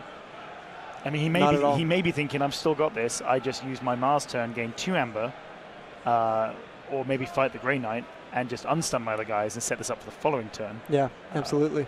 Or he may be thinking, let's get some cards out of my hand, get some card draw, do something else. All right, well, we'll see what they are. Can't quite make out what's in his hand, and Joe is holding his hands fairly close to his chest right now, so a bit harder for us to see what's in his as well. And here it is. He is going to go with Mars. He's going to take out the Grey Rider, take a bit of damage onto one of his beam bucklers. I imagine the other one could do the same here with Borden. I mean, Borden has the ability to capture, but he's just going to unstun all his other Mars creatures. Yep. And Borden's going to reap. Okay, so that's what he went for. Sorry, not Borden, the beam buckler. He's going to leave Borden on the board, which is perfectly fine. So he's decided, say I've got this. I've got plenty of time. Yep, just pushing for victory. Yeah, he could even have a miasma in hand that we haven't been able to see. So we'll be thinking, well, even if this guy does explode, although looking at Joe has miasma in hand. So he's. Was he miasma? Was he the reason he hasn't forged his key? Was Joe miasma? No, it was a Mars turn last. Has he missed forging his key? I'm very confused here. He's just played Igor. Is there a Resonator out? There is, but there was a load of amber on his identity card. I can't see. He would need 10, though. Would he need 10?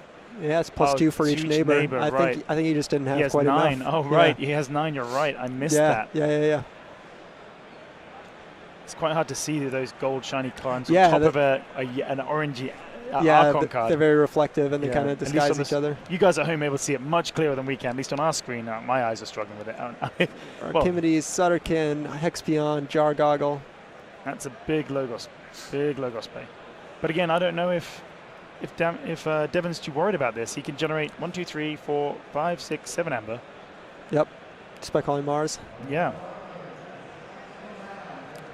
Plus any Mars cards he may have in hand. Exactly. I mean, if he's got Mars cards in hand, he's got a Mother Gun. Oh, here we go. So he's going to go Mars. That's 1, 2, 3. Yeah. So you got 1 card at a time. Just exactly what we were saying. Yeah. And he may be thinking about running the Collector Worm in. Yeah, he's going to go and collect. Yep. That's a good call so that you can't capture that. Yep. Still gets enough ammo. Goes 1 to 3 more. That puts me on 7. Yep. So you have to steal more than 1. Your way to capture 2 I've taken off the board, put into my archives. Yep. What you got? Well, we'll see if Joe has an out here. Yeah, it'd be interesting to see what he's put under Jar Goggle, if that's a potential out, if he can run it in and play it. Right, if he could smash it into something. Yeah.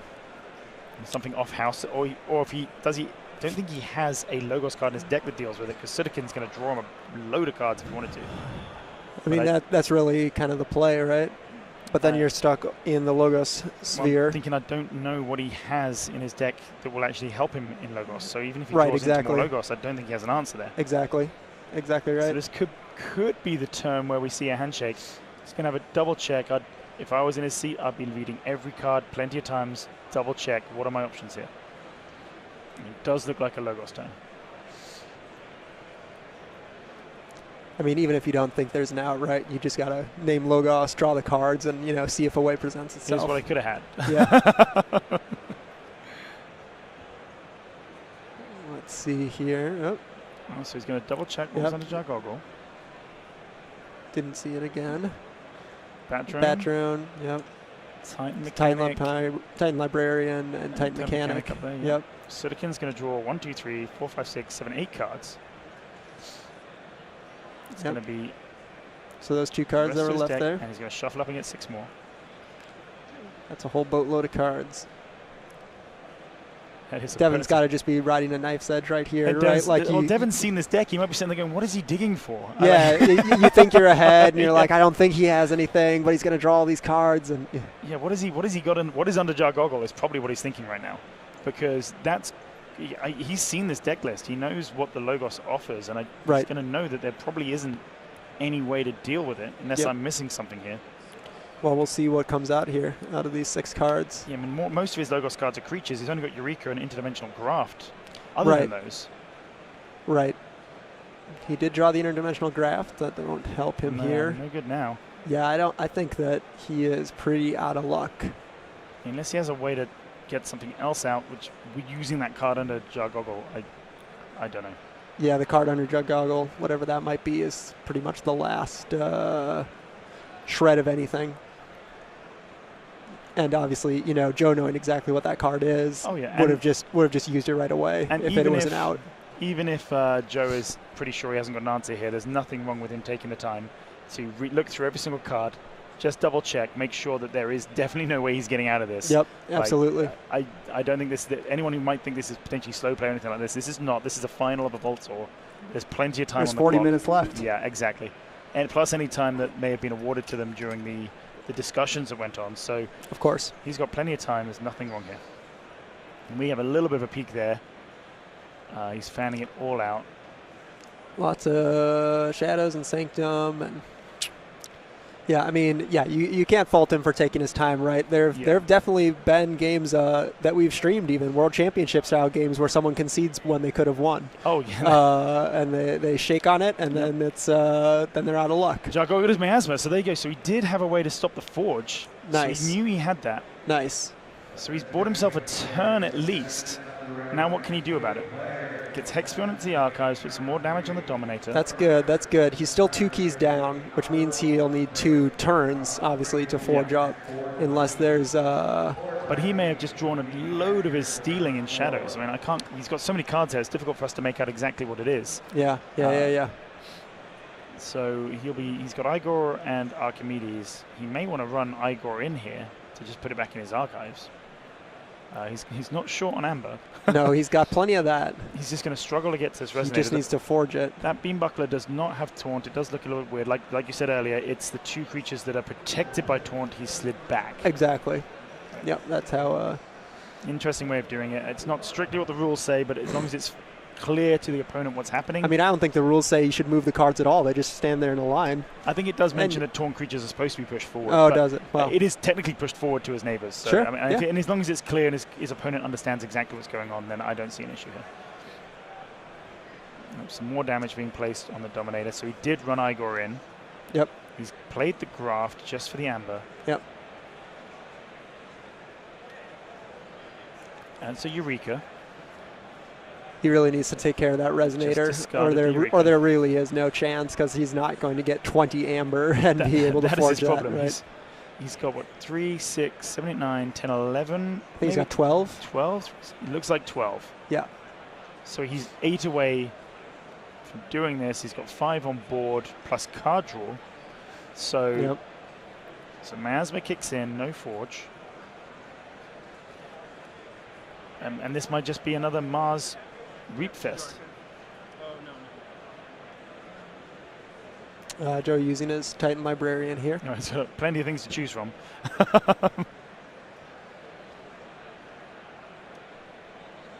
Devin having a good look at his archives, deciding if he wants to access them.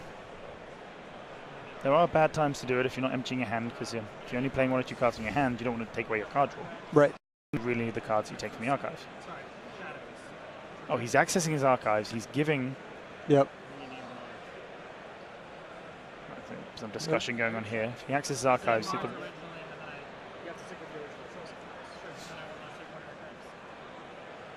Oh, must be, maybe he's not accessing his archives. Okay. Or possibly not. Maybe the ordering slightly wrong there, potentially as to when you name house and when you access archives. Potentially, sure. I didn't hear what the judge said, but there was a discussion there. So yeah, he's going to go for that. Reap for 7 amber. Yep. Nothing wrong with that. No, nothing wrong with that at all. That takes him up to 14, I think. 14 amber. It does. And I wonder if the second Miasma is also in Joe's hand here. I mean, he's drawn enough cards. Yeah, that it could be. It could well be. I'm going to forge a key for, what, 10, did we say they were costing? Yeah, at 10. So he had 14, it looks like. Yep. So he's got 4 left. 4 left. He's going to need 6 to forge another one. All right, so there's 5 of it available on board. He'll right. draw a load of cards. I'm yeah. wondering if he's looking at the Miasma in there. He's like probably thinking, does the Miasma stop me here? Like if he's going to reap 5 times, draw 5 cards, and if one of them is a lab work or something like that, I'm not sure anything if he has with an a lab amber work. bonus. Anything with an amber bonus. Yeah. Even the interdimensional graft, I don't know how many cards left in his deck, but if he's going to filter through and draw it again, right. that's an answer. Eureka, you can't play as an alpha card, but right. well, in theory, he could because he wouldn't have played a card yet. So he could even shuffle them back in, get Eureka back in his hand, gain even more amber. Well, alpha has to be your first action. Has to be your first action. Yeah, yeah. Right, It's the first thing you do. Yes, first thing you do on your turn. Sorry, yeah, you're correct. Yep. But yeah, the interdimensional graft being possibly the only option there. Looking quickly through his deck list, there's nothing else in Logos with natural amber. Natural generation. amber. Well, most of them are creatures, as we've discussed. Exactly. So I mean, he's not got a huge number of cards in his deck, but I don't think 5 is going to draw him through, and that is really a Hail Mary if you're going for that. I can only assume that. Well, he does have the Titan mechanic up there as well, lowering course, the cost by 1. So that's why he ended up with extra. Yeah, amber, yeah, right? yeah. Okay, so he had 13 and then forged for 9. So there's the other Miasma, like we thought he might have. Yep. Discard Bad Penny. Oh, you know what? He may have had Bad Penny in his hand and then just discarded it earlier. That might have been why it was in his discard pile. That is a legitimate thing to do if you just don't want it in your hand. Well, it was in play, and it got. Well, he returned to his hand and then he could discard it. Oh, I see what you're saying. So that might be why that carried on. Sorry, I see what you're saying. Yeah, yeah. He may have just said he doesn't want it on the board. He just wants it out. Yep. There's Gamgee and Umbra. He goes up to 5. Getting some stealing power on there. So now he's accessing his archive, giving him his cards back that would take him with the Collector Worm. Oh, Miasma himself, Forge. yeah, he's showing the Miasma. Oh, was that Night Forge? Yeah, that's Night Forge. Night Forge, okay. Yep. All right. And there we have it. Devin taking it home. His deck winning all 3 of these adaptive matches right here in this sealed Vault Tour.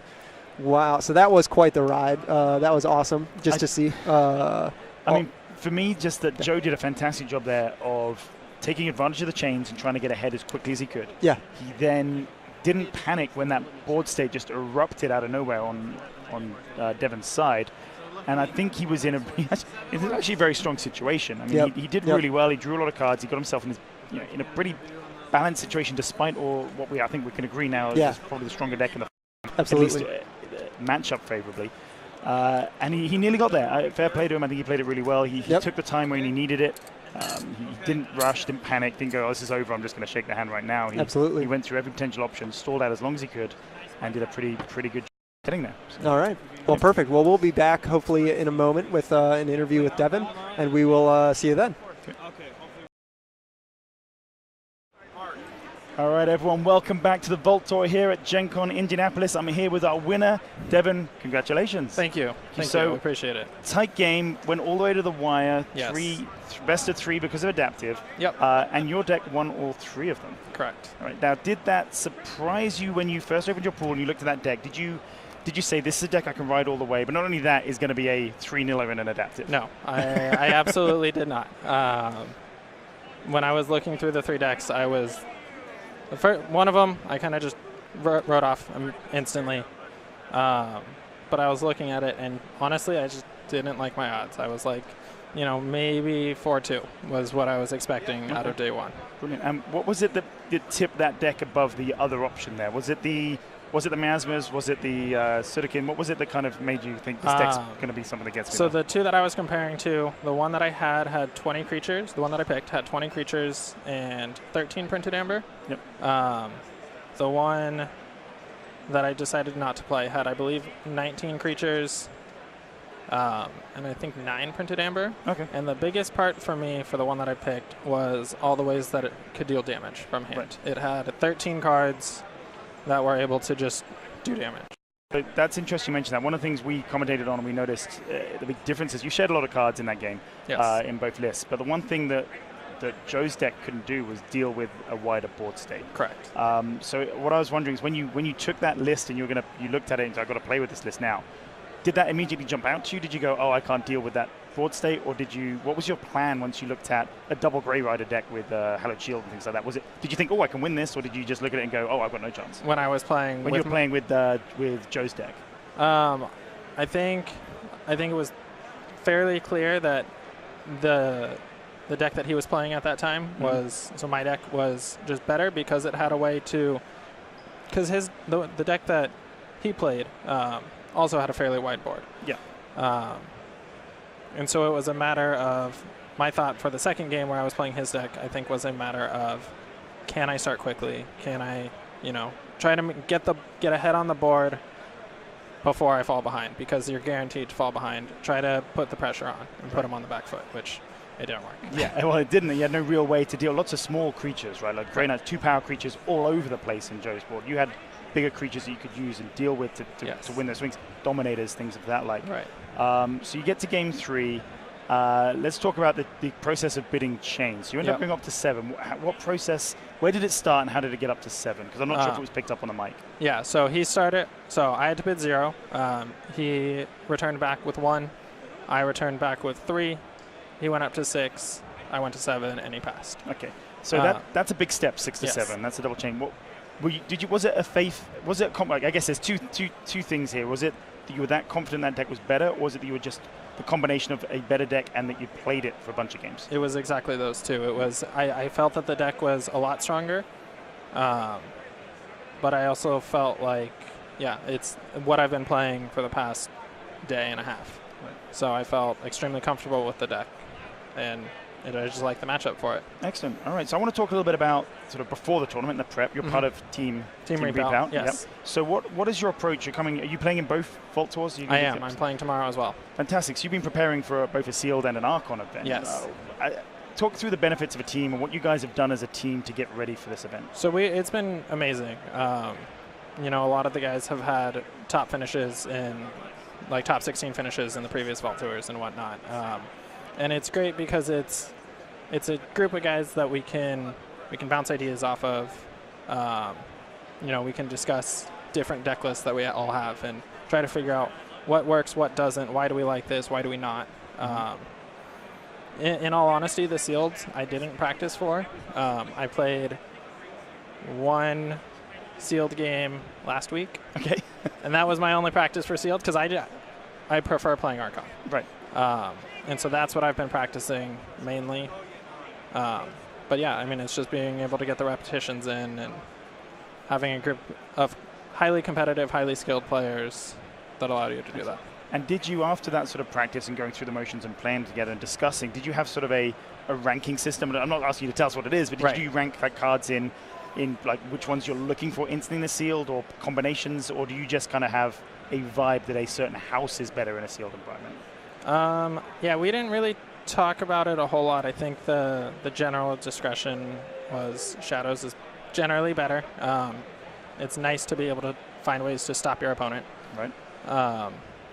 Especially in AOA, there's less steal than there was in Call of the Archons. Yeah. So having the Shadows was definitely something to look for. That was actually the only deck that I opened with the Shadows, but I don't even feel like the Shadows was the reason that I picked it. I think the other card that stood out to me a lot and that I think won me quite a bit of games was the Resonator. Right, yes. Well, that choked your opponent, maybe completely choked him out in that final there with Joe. And keys were costing 10, I think. So 10, yeah. Yeah, and that was brutal for him. Yeah. All right. Yeah, so that was one of the biggest cards that I was looking for, and I happened to get it. So. Okay, brilliant. And in your prep, we'll talk a little bit about tomorrow because you're going to be back in tomorrow playing Archon. What sort of prep have you done then, without telling us what? Don't say what you're bringing or anything like that. Right. What sort of prep as a team do you do for getting ready for a Archon Vault Tour? Is it simply just play as many games as possible, or is it play with as many different things as possible? It was. I think the biggest thing was I still don't have a deck decided for tomorrow. I've narrowed it down to 2. Okay. And it's playing games with the decks that you have narrowed down to against as many decks as possible. Like just trying an eclectic matchup, right? Okay. So you know what you start to learn, like what cards is this good against, what cards are bad against it, and all that kind of stuff. And so it's just a matter of not just playing games against the same person, but against different people, so they all have different play styles, and then from there a wide variety of decks as well. Right.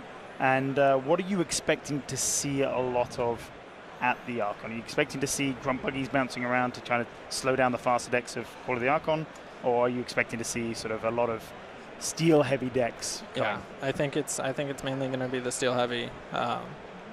Probably a lot of shadows. Yeah, as we've been used to, which is fine. I mean, I don't have a problem with it. That's fine. I just saying in Italy we saw a lot of Grunt Buggy decks and things of that kind. The proclamations coming down to try and slow down the decks. Those cards, the Resonator, the Proclamation, Grunt Buggy. Yeah. Even Doorstep's a really good one against all the rush decks that just build up, and so Anguish is another really good one in AOA that is extremely helpful, and so I think I wouldn't be surprised if there was a fair amount of decks that did focus on, increased key cost and just large amber loss and whatnot to help slow down the other decks that they face. Right, great. Well, thanks for the insight into the prep for tomorrow. But we're here obviously today, sealed Vault Tour champion. You're going to jump up that leaderboard a bit, and we're going to see you at a future Vault Tour as one of your prizes. You have travel bursary and things. Yeah. Did you have one in? We haven't got many announced past this, but were you going to do one maybe in the US, or are you going to look and maybe go a bit further afield if one pops up? What are your thoughts? Probably sticking in the US. Yeah. Hoping there's one in Southern California next year. That way I don't have to fly out to all of them. I made the trip out to Denver back in April. Did not do well there. Obviously made the trip out here to Indianapolis. Yep. Got the results that surpassed my own expectations. But, I think it's just a matter of finding just another good one to go to. That's going to have a lot of people and a good format. Excellent. Well, we're going to be switching up some of the formats coming up soon for the Vault Tours. But in the meantime, I want to wish you the best of luck for tomorrow. Thank you. You are now potentially in that group of people who could be the first person to win more than one. So who knows? This could be the 4 days that just is all about Devin. So all the best. Thank you. I'll see you around tomorrow. Thank you. And we'll be back in just a few minutes with a sign-off. And thanks very much for tuning in, guys. Thank you.